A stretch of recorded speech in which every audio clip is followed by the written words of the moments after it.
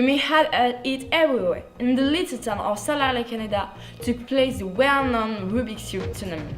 A huge number of people from all over the world came to meet the greatest champion. Our team followed the world champion Bob Costa. A report by Clément and Delqueyroux. It's not even 6 a.m. and Bob Costa is already awake. As usual, a long day awaits him. He takes his breakfast, that needs to be adapted to the difficulty of his passion, the Rubik's Cube. I need to take a lot of proteins. It's impossible to leave a day with normal meals. I eat oatmeal and almond milk.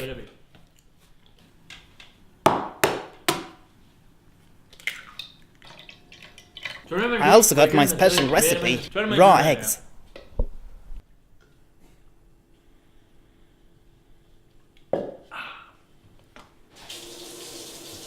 Bob already needs to start his daily exercises between physical and intellectual ones.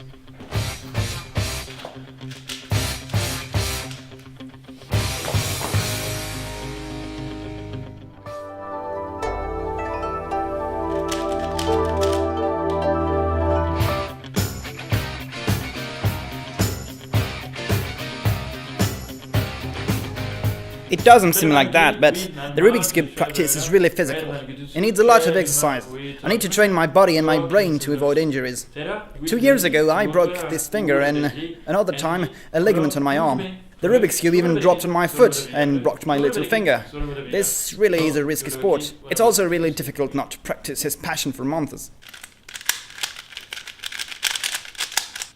I'm really honored to come at Sarlat again, my hometown. This really is a tournament in which I wanted to participate.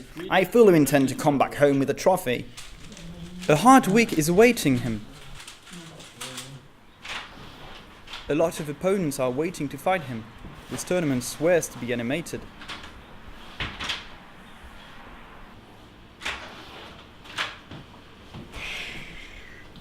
Bob is already coming home after only 2 days.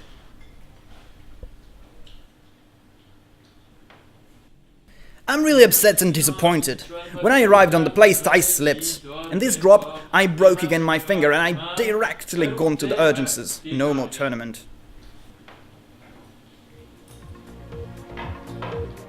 We wish all the luck for Bob.